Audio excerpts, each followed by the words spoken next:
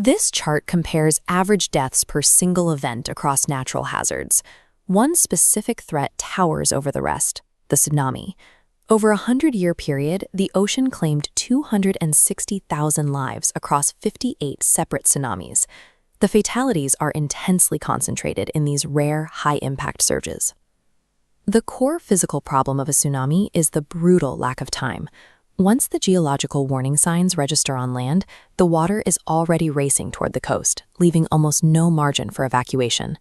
Today, coastal cities rely on international monitoring networks, deep ocean pressure sensors, and automated siren systems to buy precious minutes. A century ago, none of this infrastructure existed. Without modern early warning systems, staying alive meant paying close attention to slight shifts in the environment and taking immediate, decisive action.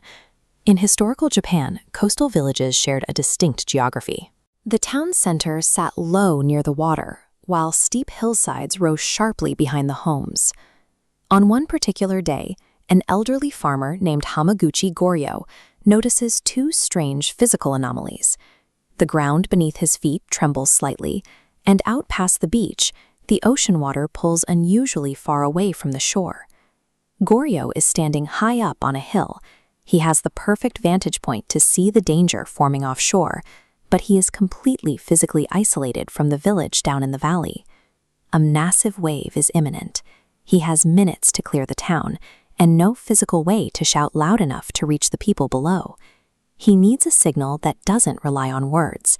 He has to compel the entire village to immediately abandon their houses and run uphill. Right next to Goryo sit his Inamura, large bundles of harvested rice sheaves laid out to dry. For a farmer of this era, this crop represents a full year of intensive labor. It is his primary food supply, his main source of income, and his most valuable asset.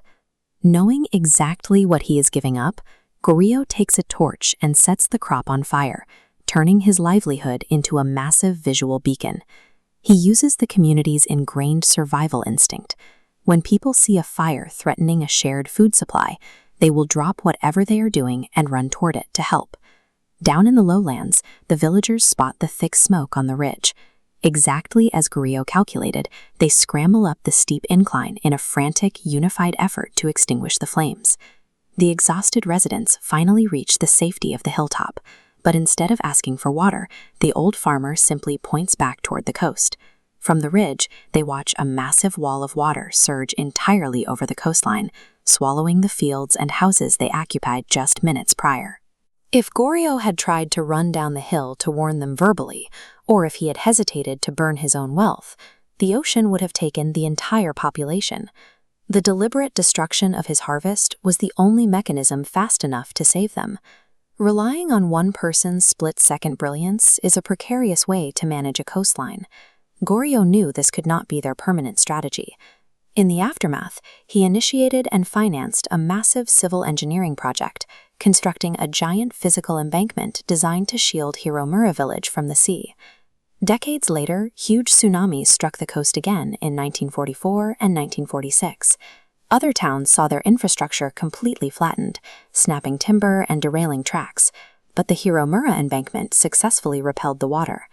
Quick thinking in a crisis saves lives in the moment, but lasting safety requires translating the trauma of a disaster into hard physical defenses against the next one.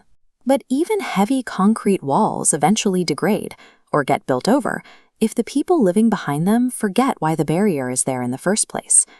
Throughout Japan's history, survivors of massive events like the ancient Jogan earthquake have carved warnings into stone monuments, placing them high on hillsides in places like Anayoshi to physically mark exactly how far the waters reached. Goryo's specific actions were preserved in the story of Inamura no Hi, or the burning of the rice sheaves. It evolved from a localized historical account into a global educational tool, eventually inspiring the creation of World Tsunami Awareness Day. Real resilience against the ocean demands three elements working closely together: the willingness to sacrifice immediate resources, the construction of heavy infrastructure, and the continuous, deliberate retelling of the stories that keep us vigilant.